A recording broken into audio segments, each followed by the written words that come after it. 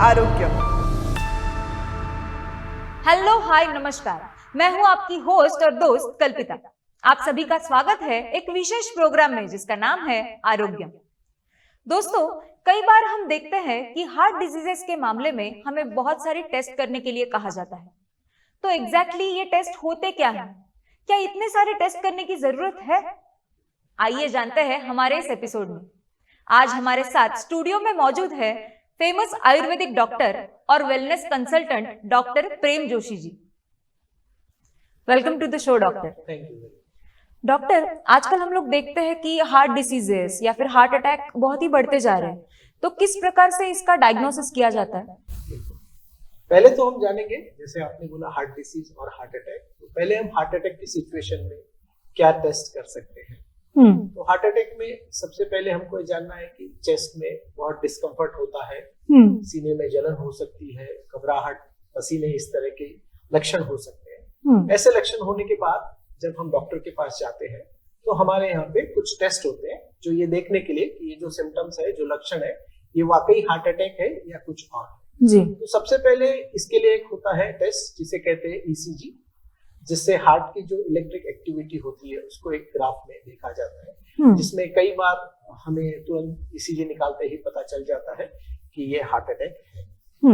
कई बार ऐसा होता है कि ईसीजी में इतना स्पष्ट नहीं दिखाई देता है, तो उस समय हम कुछ ब्लड टेस्ट करते हैं जिन्हें एंजाइम्स, कार्डियक एंजाइम्स कहते हैं। जैसे हार्ट अटैक जब होता है तो हमारे हार्ट के मसल्स डैमेज होने लगते हैं, उस अवस्था में कुछ केमिकल हार्ट में से रिलीज होते हैं, उनको हम लोग ब्लड टेस्ट के थ्रू देखते हैं। जैसे उनके नाम होते हैं सीपीके, एमबी, ट्रोपाई, ट्रोपटी, इस तरह से डिफरेंट एंजाइम्स जो होते हैं वो हम देखते हैं।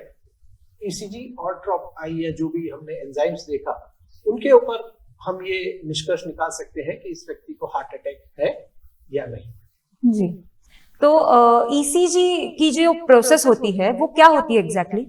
ईसीजी का फुल फॉर्म होता है इलेक्ट्रोकार्डियोग्राम। जी। हमारे हार्ट का एक खुद का पावर सप्लाई है जो कंटिन्यूसली इलेक्ट्रिक स्टिमुलेट देते रहता है, जिसकी वजह से हमारा हार्ट धड़कता है। तो ये पूरा एक उसका सेपरेट यूनिट होता है, वहां से इलेक्ट्रिक इंपल्सेस मिलते हैं और उसके वजह से हार्ट की जो भी मूवमेंट होती है। तो ईसीजी सिंपली वो इलेक्ट्रिक जो मूवमेंट है उसको ग्राफ में कैप्चर करना ईसीजी या इलेक्ट्रोकार्डियोग्राफी कहा जाता है। तो जिससे हमको पता चलता है कि जो इलेक्ट्रिक एक्टिविटी है वो प्रॉपर है या नहीं है।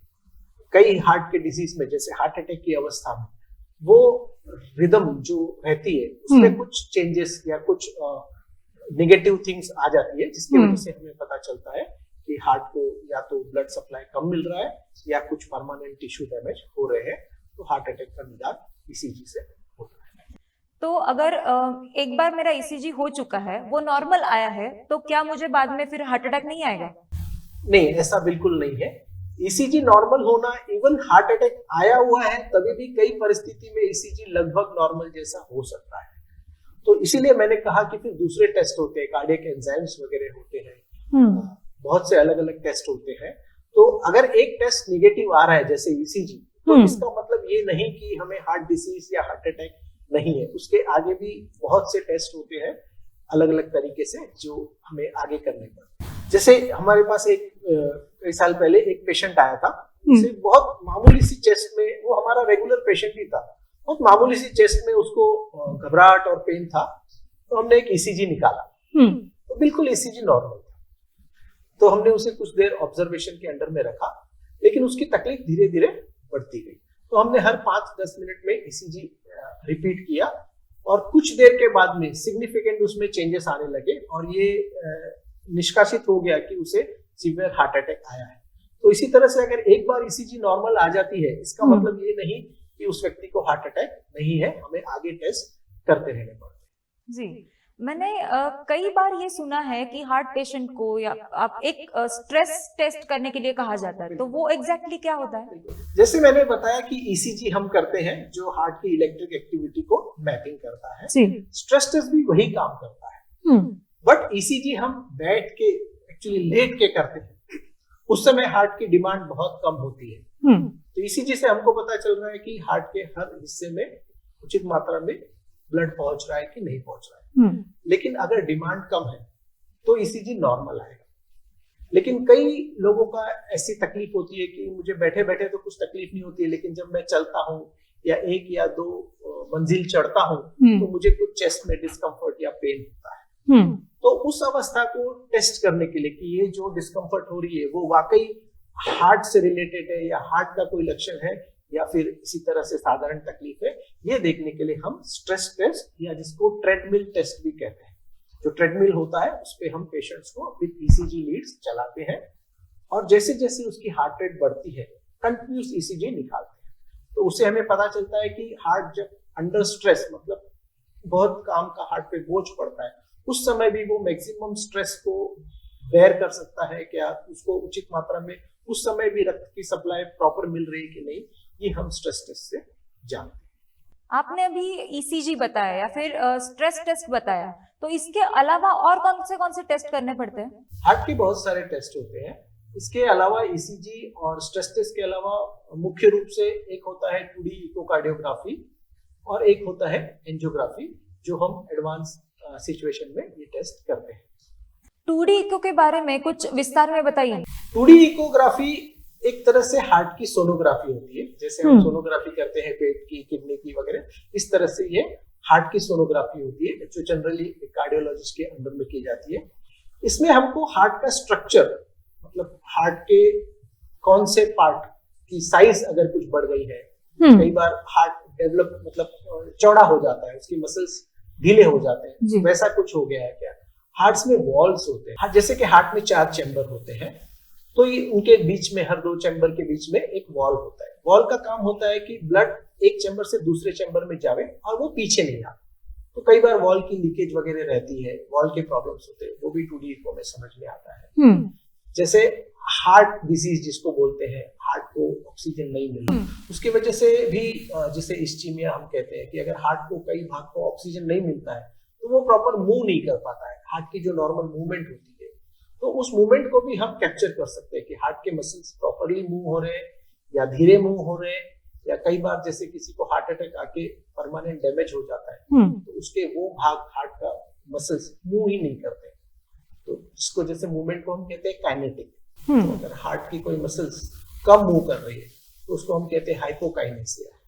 अगर कोई हार्ट का कोई हिस्सा बिल्कुल ही मूव ही नहीं कर रहा है, डेड हो गया, तो उसको एकाइनेसिया कहते हैं। तो इस तरह से 2D इको में डिफरेंट चीजें पता चलती है। एक और चीज है जो 2D इको में हमें पता चलती है, जो सबसे महत्वपूर्ण है, वो हार्ट की पंपिंग कैपेसिटी।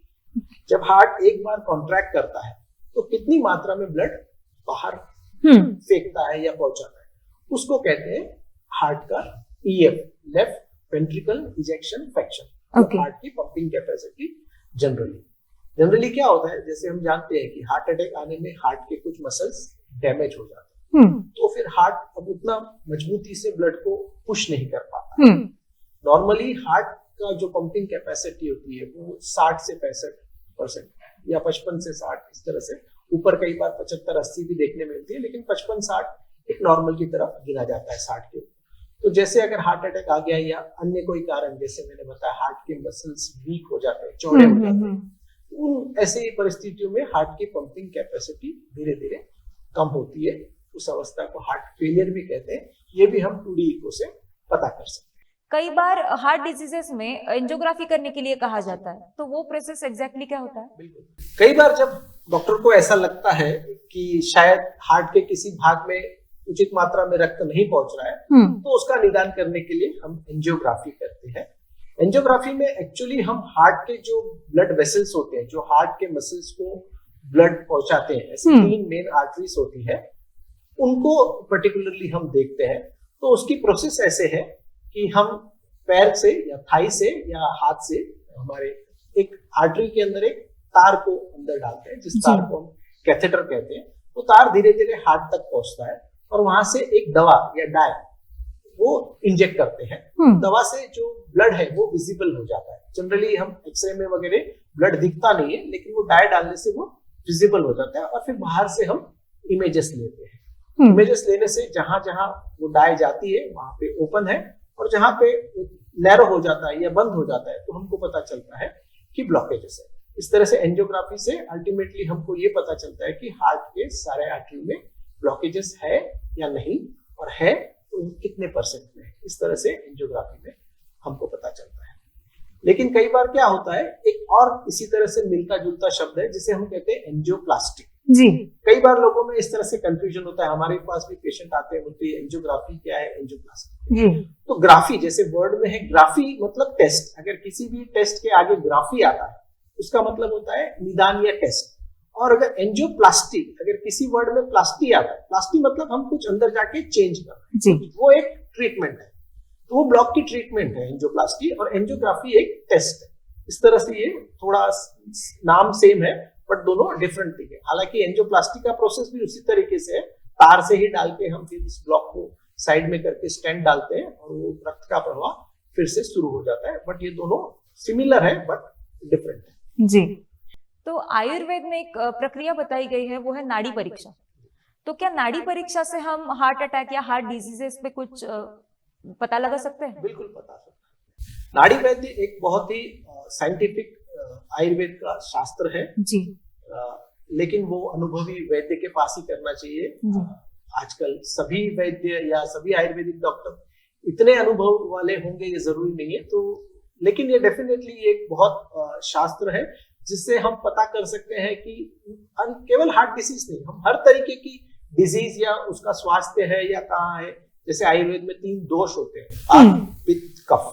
जी। ये तीनों दोष के बैलेंस और इनबैलेंस पे ही सारा हमारा आरोग्य और व्याधि या बीमारी, ये सारे इस पे टिके रहते हैं। तो डेफिनेटली नाड़ी वैद्य अगर अनुभवी है तो वो हार्ट डिसीज को बहुत पहले बिना डैमेज के होने के बाद या बहुत पहले ही उसका संकेत दे सकते हैं। जरूर। अभी आपने एंजियोग्राफी के बारे में बताया, तो एंजियोग्राफी में जो ब्लॉकेजेस के परसेंटेजेस आते हैं तो वो अलग अलग होते हैं, तो वो किस तरह से मदद करते हैं डायग्नोसिस में? बिल्कुल। अब सबसे पहले हमको समझना है कि जो ब्लॉकेजेस बनते हैं ये ओवरनाइट नहीं बनते जी। इनमें सालों या दशक भी लग जाते हैं। मतलब धीरे धीरे हमको बहुत सारे समोसे खाने पड़ते हैं, बहुत सारे पिज्जा बर्गर करते, आसानी से नहीं बनते, बहुत हम मेहनत करके इनको कमाते हैं। तो लगभग अब जैसे आज के साइंस में है कि अगर किसी को 60 या 70% से कम ब्लॉकेजेस है तो जनरली हम उसको कोई एक्टिव ट्रीटमेंट मतलब कोई सर्जरी या कोई स्टेंट या एंजियोप्लास्टी इस तरह से नहीं सुझाव करते हैं। हम उनको बोलते हैं कि आप लाइफस्टाइल में सुधार कीजिए, खाने पीने में ध्यान दीजिए, एक्टिविटी कीजिए और इन ब्लॉकेजेस को बढ़ने से रोकिए जी। कई बार 70% होता है, 80% होता है ब्लॉक, फिर भी हमको कोई तकलीफ नहीं होती। इसका कारण यह है कि ऊपर वाले ने हमको बहुत कुछ एक्सेस दे रखा है। जैसे लोगों को पता होता है कि एक किडनी से भी हम एकदम नॉर्मल जीवन जी सकते हैं जी। तो हम जो जीवन जीते हैं हम वो सिर्फ 20% या 30% ही यूटिलाइज कर पाते हैं। 100% हम नहीं जीते। 100% कौन जीता है? जो एथलीट है, जो 100 मीटर स्प्रिंट भागते हैं, ओलंपिक भागते हैं, जो लोग एवरेस्ट चढ़ते हैं, जो लोग स्कूबा डाइविंग करते हैं। इस तरह से जो एथलीट लोग होते हैं वो 100% काम करते हैं। हम जो नॉर्मल एक मिडिल क्लास टैक्सी में जाता है, कार में जाता है, लिफ्ट में जाता है, वो हम 20-30% ही यूज करते हैं। तो जब तक हमारे शरीर में 60 से 70% ब्लॉक नहीं हो जाते हमें पता ही नहीं चलता। जब वो हमारे जो हम इस्तेमाल कर रहे हैं 20-30% अगर उसमें कम होने लगे तब जाके हमको चेस्ट पेन या ब्रेथलेसनेस इस तरह के सिम्टम्स आते हैं और फिर हमें उसका इलाज कराना जी। आपने अभी इतने सारे टेस्ट बताए, वो अलग अलग तरीके के होते हैं, अलग अलग तरीके से नापे जाते हैं। तो क्या आप हमारे दर्शकों के लिए ये बता सकते हैं कि इन सभी टेस्ट में एग्जैक्ट डिफरेंस क्या क्या है? बिल्कुल। कई बार हमारे पास पेशेंट आते हैं, बोलते हैं कि डॉक्टर साहब मेरा तो ईसीजी तो नॉर्मल है, फिर मुझे तो हार्ट डिसीज नहीं है, फिर मैं और आगे टेस्ट क्यों करूं? लेकिन जैसे ये जो डिफरेंट टेस्ट है, जैसे हमने बताया ईसीजी है, स्ट्रेस टेस्ट है, 2D इको है, एंजियोग्राफी है, या कई तरह के ब्लड टेस्ट होते हैं, कोलेस्ट्रॉल के टेस्ट होते हैं, ये सब भी हार्ट डिसीज के डायग्नोसिस में इंपॉर्टेंट रोल होते हैं। हमने एक डिस्कस कर लिया है कि ईसीजी और स्ट्रेस टेस्ट लगभग एक ही प्रक्रिया है, लेकिन हार्ट एक में रेस्ट पे है, दूसरे में एक्शन पे है। उससे हमको पता चलता है कि हार्ट के किस टेरिटरी में ब्लड नॉर्मल पहुंच रहा है या नहीं पहुंच रहा है। ईसीजी नॉर्मल है इसका मतलब ये नहीं कि हार्ट में ब्लॉकेजेस नहीं हो सकते। ईसीजी नॉर्मल है, 2D इको नॉर्मल है, फिर भी हार्ट में ब्लॉकेजेस हो सकते हैं। क्योंकि जैसे बताया कि जब तक 80-90% नहीं है तब तक आपका ईसीजी भी नॉर्मल रहेगा। आप हाँ, स्ट्रेस टेस्ट उस समय नॉर्मल नहीं होगा अगर सिग्निफिकेंट ब्लॉकेजेस है। लेकिन कई बार ब्लॉकेजेस होने के बावजूद स्ट्रेस टेस्ट भी नेगेटिव आता है, क्योंकि ब्लॉक का मतलब ये नहीं है 100% कि आगे ब्लड नहीं ही पहुंच रहा है, क्योंकि ये जो 3 आर्टरी होती है हार्ट में मेन, वो अलग नहीं है, वो एक ही नेटवर्क का पार्ट है। अगर किसी एक आर्टरी में सिग्निफिकेंट ब्लॉकेज है, फिर भी उसके आगे के टिश्यू को उसकी जो सहायक नलियां हैं, जो दूसरी आर्टरियां हैं, जिनको हम कोलैटरल सर्कुलेशन बोलते हैं, अगर वो आपका डेवलप है नेटवर्क, अगर आपने काफी एक्टिव लाइफस्टाइल जी है, जॉगिंग की है, एरोबिक एक्सरसाइज की है, तो आपके आर्टरी के नेटवर्क डेवलप होते हैं। ऐसी अवस्था में अगर एक आर्टरी में आपको 80-90% ब्लॉक है, फिर भी आपका स्ट्रेस टेस्ट भी नेगेटिव आ सकता है, क्योंकि आपके अल्टरनेट चैनल वहां पे बन गए। ऐसी अवस्था में हमें उस ब्लॉक से भी ज्यादा डरने की जरूरत नहीं है, क्योंकि हमारा स्ट्रेस टेस्ट अगर नेगेटिव है तो ब्लॉक होने के बावजूद भी हम नॉर्मल लाइफ जी सकते हैं जी। तो इस तरीके से ये डिफरेंट टेस्ट हमको डिफरेंट एस्पेक्ट ऑफ हार्ट बताते हैं। जी, बहुत ही सिंपल कर दिया आपने हमारे लिए कि ये टेस्ट क्या होते हैं, उससे कैसे डायग्नोसिस किया जाता है। तो जाते जाते हमारे दर्शकों को आप क्या टिप्स देना चाहेंगे? तो अगर आपको भी लगता है कि आपको हार्ट डिसीज हो सकती है या आपको जानना है, तो आपको ये टेस्ट कराने चाहिए। लेकिन कई बार हमें हार्ट के कई रिस्क फैक्टर होते हैं, जैसे डायबिटीज होते हैं, ओवरवेट हो गया, ब्लड प्रेशर है। ऐसी अवस्था में अगर आपको कोई लक्षण नहीं है, फिर भी आपको रेगुलर आपके डॉक्टर की सलाह के अनुसार ये टेस्ट करते रहने चाहिए, क्योंकि निदान करना सबसे बड़ा फर्स्ट स्टेप ऑफ ट्रीटमेंट है। कई लोग डरते हैं कि अगर मैं ये टेस्ट कर लूं और उसमें कुछ निकल जाएगा तो मैं मतलब बिना मतलब क्यों आ बैल मुझे मार, ऐसा करूं। लेकिन ऐसी बात नहीं है। जैसे कई बार हम बोलते हैं कि बिल्ली आंख बंद करके दूध पीती है, तो वो आंख बंद कर लेती है तो उसको लगता है कि उसे कोई नहीं देख रहा है। लेकिन अगर आपके बीमारी में अगर आंख बंद भी करोगे तो बीमारी अपना आंख बंद नहीं करेगी, उसका प्रोग्रेस तो होता ही रहेगा। इसलिए time to time health checkup कराना, अपने डॉक्टर से सलाह लेना, और ये बहुत ही जरूरी है हृदय रोग के रोकथाम के लिए। Thank you so much doctor. आपने बहुत ही सिंपल तरीके से हमें समझाया कि एग्जैक्टली ये डायग्नोसिस होता क्या है, ये टेस्ट क्या काम करते हैं। आप अपना कीमती वक्त निकालकर हमारे साथ स्टूडियो में जुड़े, थैंक यू सो मच। आपको भी बहुत बहुत धन्यवाद। दोस्तों, अब आपकी होस्ट और दोस्त कल्पिता को इजाजत दीजिएगा। फिर मुलाकात होगी आरोग्यम के अगले एपिसोड में। तब तक अपना ख्याल रखिएगा। Take care.